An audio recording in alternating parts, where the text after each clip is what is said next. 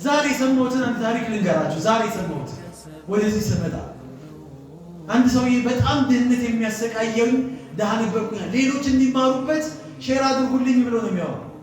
እልም ያልኩኝ ደሃ ነበርኩኝ። አላህን ምርር አድርጌ እለምነው ነበር። ላይ ተንስቼ ሳይቀር እለምነዋለሁ አላህን። አለቀስኩበት። ክፍት ብሎኝ ምርር ብሎኝ ያ አላህ ድህነቴን አንሳልኝ፣ ጠረግልኝ። ከዛ ለአላህ ቃል ገባሁኝ፣ ተሳልኩኝ። ስለት ሀብታም ካደረግከኝ ምን አደርጋለሁ? መስጊድ ገነባለሁ፣ የቲም ማዕከል ገነባለሁ፣ የቲሞችን እረዳለሁ፣ ምስኪኖችን እረዳለሁ። እንዲህ ኸይር ቦታ ላይ ነው የምገኘው። ሀብታም ብቻ አድርገኝ። ጠዋት ማታ ጭንቀቴ ሀብት ብቻ ነው። የትኛውም ሰዓት ላይ ሀብት ብቻ ነው። ከሀብት ውጭ የሚታየኝ ነገር የለም። አላህ ሰጪ ነውና ሰጠኝ ነው ዘረገፈልኝ አለ። ወላሂ ያገኘዋት ዱንያ የሆነች ሰበብ አድርጎ የከበረ ድንጋይ ዳይመንድ አላህ የሱን ሰበብ አድርጎ እጁ ላይ ያስገባለት። በዛም አለ በዚህ በሚሊዮን የሚቆጠር ገንዘብ ማፈስ ጀመርኩኝ አለ። ብራንድ የሆነ ልብስ ነው የምለብሰው፣ ጫማ የምለብሰው፣ ሞዴል የሆኑ መኪኖችን ማስከርከር ጀመርኩኝ። እናት የሆነች ምርጥ የሆነች ቆንጆ የሆነችና በጣም ታታሪ የሆነች ሚስት ደግሞ አላህ ሰጠኝ።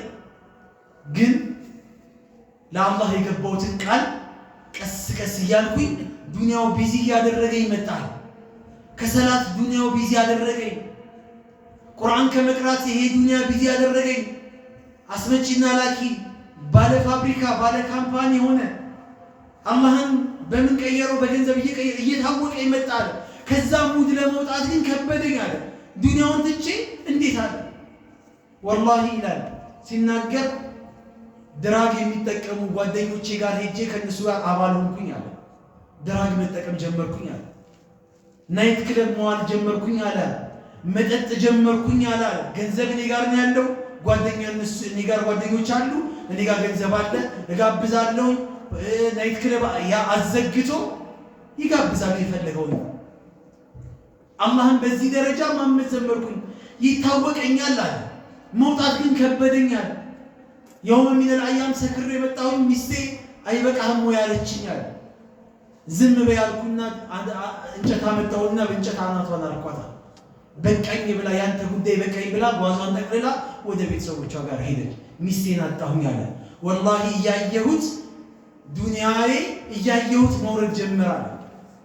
ስራ ፌል አደረገብኝ አለ። ቀነሰብኝ። ከሚስት አልሆንኩኝ፣ ከሰው አልሆንኩኝ፣ ከአላህ አልሆንኩኝ፣ ከማንም ሳልሆን ይኸው ባክኝ ይቀረሁኝ። ብዙ አይነት ሰዎች አሉ። አላህ ከተረሳ እንዲህ ነው። አላህ በምን እንደሚበቀልና አናውቅም።